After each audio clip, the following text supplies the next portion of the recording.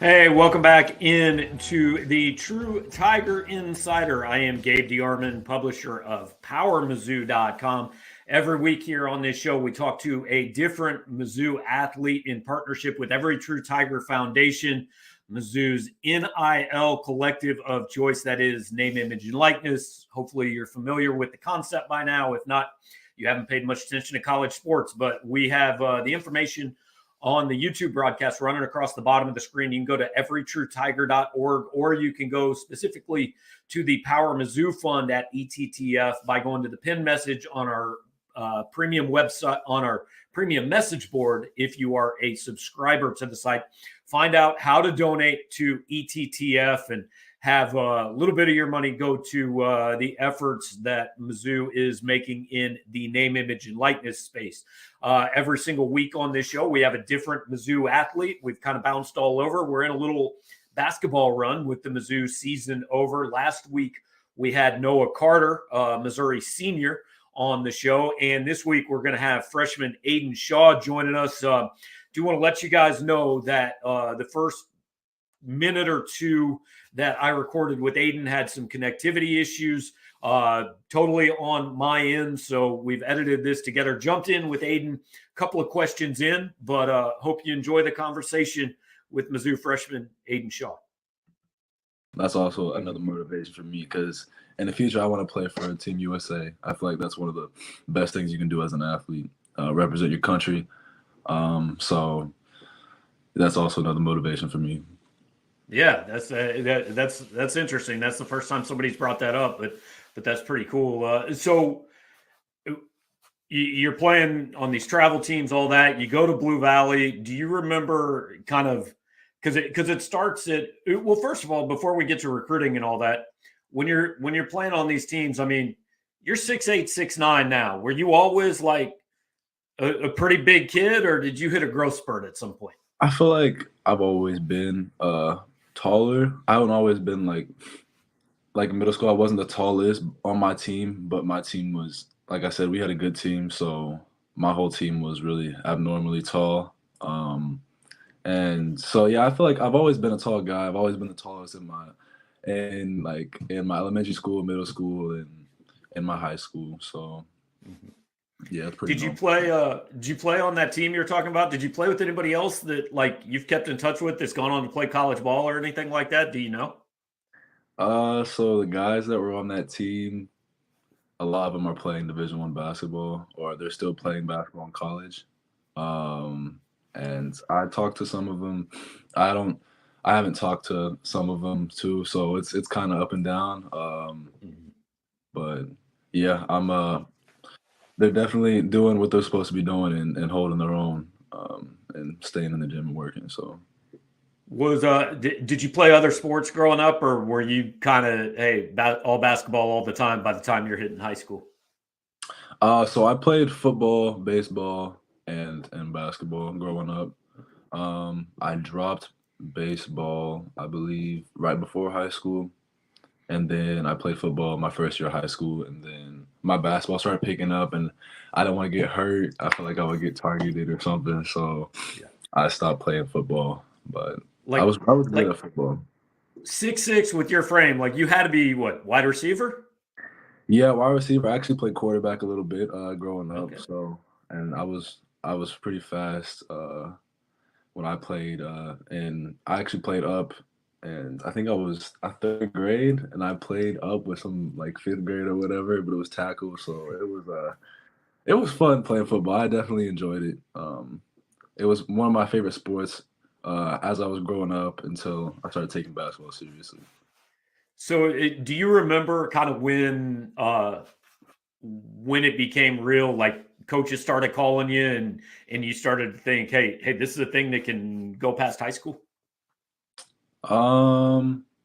Yeah, I'd say probably junior NBA. Some of my teammates got offered from a college. I don't remember what college it was, but I remember them getting offered, and I was like, I can do that. And then there's nothing like the first offer that you get. So my first offer, I was at a camp at Vanderbilt, and that was my first one. So I'd say like those two moments for me definitely helped me like understand that this is something that I could do, and yeah, more motivation. How old were you when you got that first offer? What year was it? Oh, I think I want to say sophomore year of Okay. high school. It was it's somewhere in there, either beginning or end. So somewhere in there. I can't remember exactly the exact date, but Yeah. yeah. So you go over the next couple years and you're getting offers all over the country. Just give people an idea. Like a a lot of kids say that, hey, it's a really fun process. Some people say it's really stressful. What was it like for you? It's really a combination. Mhm. I enjoyed the process, but starting the process early, I feel like it's a lot. You maintain and talk to a lot of coaches. Um, so it's definitely it's not stressful, but there's definitely a weight that comes along with it, and just maintaining connections and building connections with just a whole lot of people, especially if you get that kind of recruitment, is it's fun, but yeah, it has a weight to it. So you went, I think if I remember, you visited Arkansas, Oklahoma State, Maryland, Iowa. Like it was all over the map. You went to places all over the country. I think it was October, September, October. You eventually chose Missouri. You Yep. signed with Missouri, Mhm. and then everything kind of changes. So you've Yeah. gone through this whole process for 2 years, and then the guy you signed with is no longer the coach. Right. What's going through your mind at that point? So yeah, I signed on my birthday, September 17th, and um, Coach Kwanzaa, he got fired, I think, the next in the future, whatever day that was. March, yeah. And um, I just opened my recruitment back up, and I'm talking to coaches, and I don't know, just going through the process again. So, um, I mean, because I'd already been through it, I felt like I knew exactly what I was looking for already, Mhm. and so that helped me kind of choose the second time where I wanted to go, which ended up being back here at Mizzou. So, um, I mean, yeah, just going through the process two times, I feel like it's a gift, but it's also like there was, like I said, that weight that comes along with it, and trying to build more connections. So And I mean, the first time you've got 2 or 3 years to do this. Then the second time, this is like speed dating, man. I mean, was it as soon as you opened things back up? Was it just like coaches from all over hitting you? yeah, so I actually the second time I opened it up, not accidentally, I actually ended up talking to some new coaches that I'd never talked to before. Mhm. Because during that time, there were a lot of coaches that ended up getting fired from different spots that I had offers from and coaching changes. So yeah, there were some new schools from the second time around. Yeah. Yeah, like you said, obviously you end up back in Missouri. I mean, and end up going to where you were planning to go to originally. But what was that like getting to know Coach Gates and kind of was Coach there Gates any moment or anything he said that you thought, okay, I know this is a guy I want to play for and go to Missouri. Coach Gates really he started off with me on a good note. As soon as he got the job, he called me, and he was really just all in, and I could tell that he wanted me to play for him. Mhm. But that was the first phone call, so it was like, is he really about it, or is he just trying to tell me what I want to hear? And then he ended up coming to my house and talking to my family, and really just trying to get to know me, my family, my grandparents, my siblings. And his philosophy is he wants like a family environment where he wants your teammates to be, or he wants to be at my wedding, basically. So Mhm. I feel like that's exactly what I was looking for in college, kind of a family environment. So when he communicated that with me through his actions, not only his actions, but with words and actions, that was big to me. So yeah. So you graduate, you get down here in June. What we haven't talked to a lot of people about this. What's it like coming from? I mean, you're a top 60 player in the country. You've probably been the best player on almost every team you've ever played on, and then coming as a freshman and like you got to start over and prove yourself again? I'd say it was coming in, not only playing like it's not only a new level, but I'm 19 coming in. I was 18 coming in, turned 19 in September, and all my teammates are 23, 22, and Yep. they've been playing college basketball a lot longer than me, so they had a kind of edge, but I still tried to bring it every day. And it definitely helped me with older guys on the team. They definitely helped me learn more and faster. And I feel like it helped also. It was just me and Jackson. So I felt like the focus and coaching ability for just us two they were able to put a lot more into us versus if it was, I don't know, 5 freshmen. I feel like I got a lot more focus and I could learn a lot more also. So, but yeah, there's definitely a difference in level coming up. I want to say it was kind of humbling a little bit. So Yeah. yeah. You obviously this team. I mean, a year ago, everybody who does what I do and everybody who's watching goes, "Hey, we got no idea what to expect. Like these guys are all new. We've never really seen this coach." Right. I talked to Noah about this a little bit. Was there a time before the season started where you looked around and thought, "Hey, we got a chance here. Like we might be pretty good." Um, just seeing everybody's work ethic, I feel like coming in gave me confidence in the team. Yeah.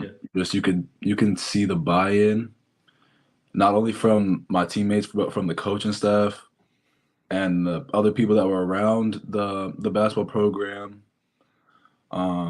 So I mean, and then also the fans, they had faith in us. And so yeah, I feel like I had confidence early on, especially in the summer. When we first started workouts, our first 2 week, we didn't touch a basketball.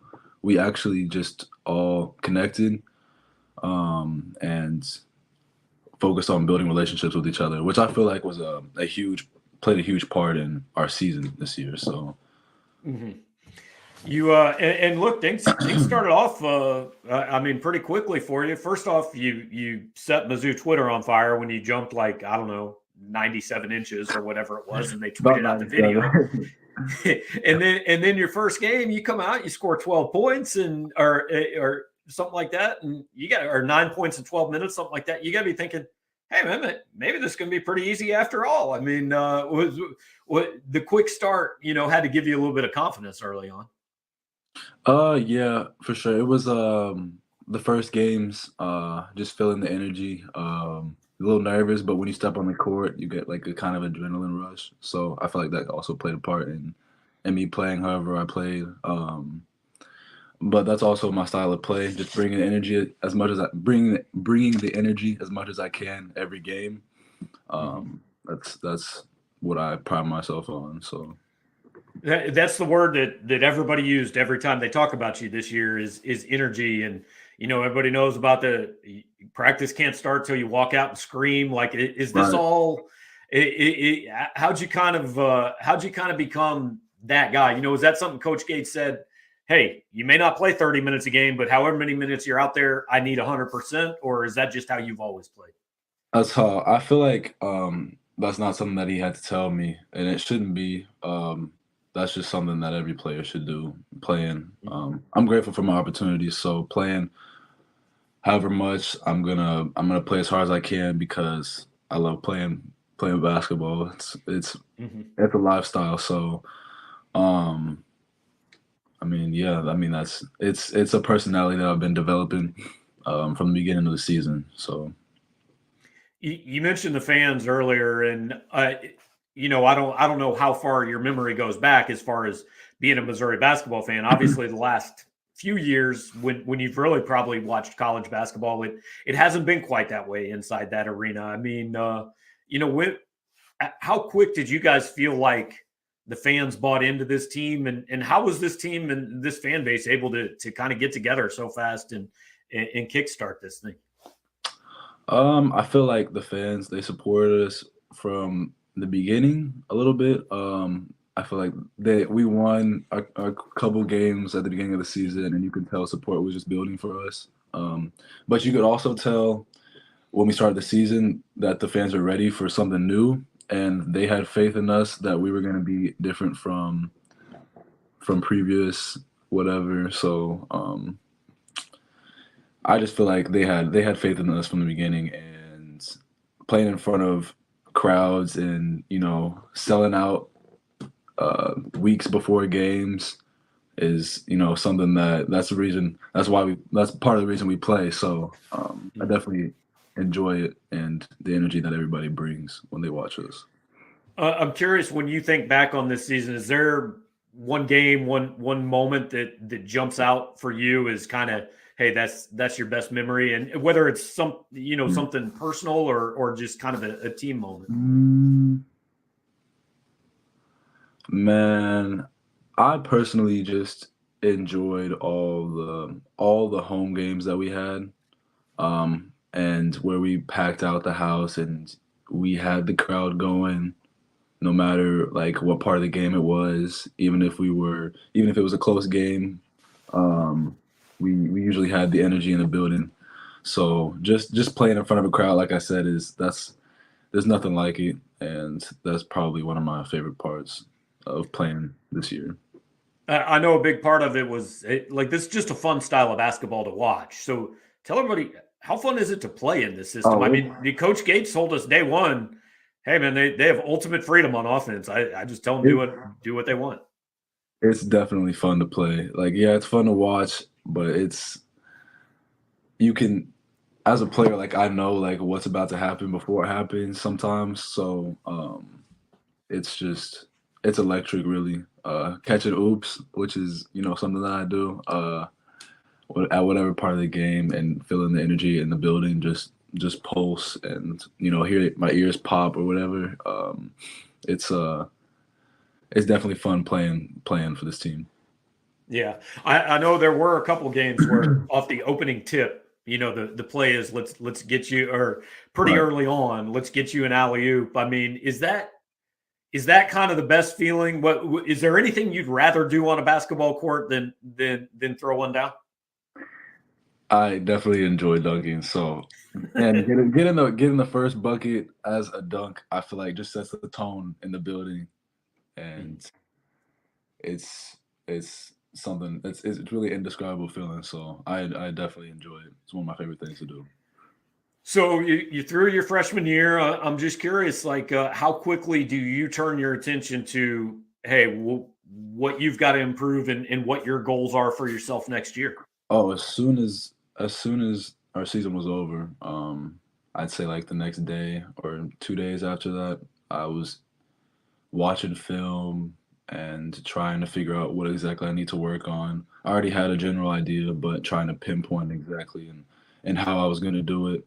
So yeah, so right now I'm just in the process of working on my game. And like I said, I try to put like free time in, but Mhm. when it's time to work, it's time to work. So Yeah. What's this time of year like now for the players with the transfer portal, and I mean, everybody's just moving all over the country like chess pieces in college basketball. As mm, a guy who's on the team, and we assume going to be on the same team next year, what's that like, just watching the whole thing? it's how do I describe it? Seeing seeing people that I've built relationships with leave is definitely something. It's like, dang, but I want the best for them. So if they Mhm. feel like the best thing for them is to find somewhere else, I support them and their endeavors. But this transfer portal, I can't think of a word for it, but it's it's different. Yeah, yeah. We get recruits, and I get to meet new people, so that's a positive, I guess. So One of the things Missouri fans are obviously waiting to see, I'm sure you guys are as well, is, Kobe uh, put out his announcement earlier today. We're recording yeah. this on Sunday, that he's gonna take a look at the NBA draft and see how that goes. I'm sure all you guys want want the best for him, whichever path that might be. Although I'm sure nobody would turn him down if he wanted to come back and play another year. Right. Just curious, watching a guy like that who was at the same place for 4 years, improved every year. What'd you learn from Kobe this year? What did I learn from him? He's very persistent and he's got good habits, a great guy on and off the court. So he's just a good guy to have a conversation with, and overall he's just a good role model. So I try to take in everything that he does, watching him on the court, how he reacts, his ability to coach on the court. So that's something that I want to be a leader like him. So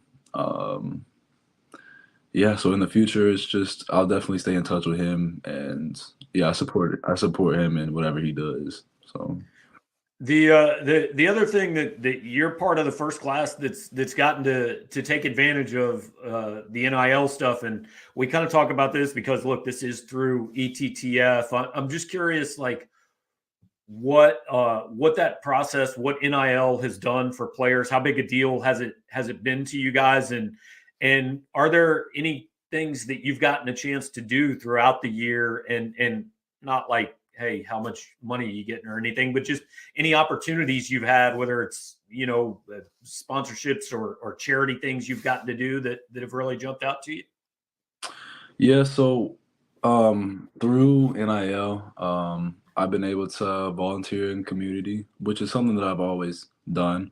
Throughout high school, I volunteered at Harvesters, and I did cancer walks, and I would do runs and stuff. So I feel like it's definitely helped me get closer to the community and give back. Um, I'm an ambassador for Black Law students. It's a one of it's a Like a campus organization? yeah, it's an organization. I don't know why I couldn't think of organization, but yeah. So that's another way I'm also helping with the community, and I don't know, giving back. So NIL has definitely helped me with that opportunity. It also helps me connect with a lot of people. So Yeah. Yeah. Just want to finish up with you with a couple of kind of quick ones. First of all, you an NBA guy? You watching the playoffs? a little bit, yeah. Okay. So look, I grew up in Kansas City too. You grow up in Kansas City, there's not like a team that you grow up Right. supporting. So who's your NBA team? See, I actually there's a lot of players that I like to watch. I Yeah. can't get one team, especially since everybody's moving all over right now. And like you said, Kansas City guy, there's not really like a team. So I don't know. I like watching Kevin Durant, Terrence Ferguson, Paul George, really just like the bigger guards who I can model my game after. Those are the people I like to watch. So I don't have a favorite team right now. Okay. Okay. One of the guys you guys got coming in, and we're allowed to talk about him because he already signed, is Tamar Bates, who also grew up kind of similar area. I'm curious, did you play with Tamar? Know Tamar growing up at all? I did know Tamar. He played on Run GMC, which was a older basketball group slash organization of the middle school team that I played with. So we both played in the same gym. I'd see him all the time, working out or wherever we worked out at. So definitely somebody I know. I'm familiar with him, so I feel like that'll be a good addition. I'll probably already have a sort of connection with him when he gets here. So Okay. All right. So last thing, I promised my guy, my basketball writer Drew King, that I would ask you about this because he noticed it pregame every single game. You got to tell us where'd the fusion dance start with you and Noah Carter? What's the story uh, there? honestly, I think I was watching Dragon Ball at the beginning of the season, and I ended up Okay. finishing it. And I don't know, it's just something that we just wanted to do. We're both anime fans, so getting our little fusion dance down just became a routine for us. Really, I like it, so it shows my support for the anime community. Uh, There you go. so yeah, There you go. All right. So look, obviously everybody's goal that's playing at this level is NBA basketball and all that. I'm sure that's your goal as well. When that's done, whether that's 10 years down the road, 15 years down the road? What are your goals beyond basketball? I mean, what are you majoring in and what are you hoping to do? So I'm majoring in architecture. I'm looking to take some business classes, maybe switch my major and put an emphasis in architecture this year. So my goals after basketball, I would like, if I get my architecture degree, I would like to build homes for myself, my family, and my friends that I've made along the way, my basketball teammates, maybe if they want me to make them or design them a house or something like that. And then my business, with my business school or knowledge that I'm gathering, hopefully I'll be able to own some businesses and play with stocks a little bit. So stuff like that. Okay, I got to say, I think you're the first athlete I've talked to that's an architecture major. That's awesome, man. Yeah, That's kind of different outside the box. it's something that I've developed a likeness for growing up. I took like pre-engineering classes in middle school and then drafting class in high school. So just designing stuff I felt like was fun to me. And yeah, I ended up picking architecture as my major. So See, that's why you got so much homework to catch up on after the Right, tournament. yeah, Architecture and engineering classes, man. it's hard to bring out a whole sheet of paper to draw on when I'm out of town. I don't get that much time. So Yeah. All right. Well, Aidan, I appreciate it, man. Thanks so much for taking some time. I know speak for all the fans. It was a fun season to watch, and we look forward to next year with you. yes, sir. I'm excited for next year too. I appreciate it.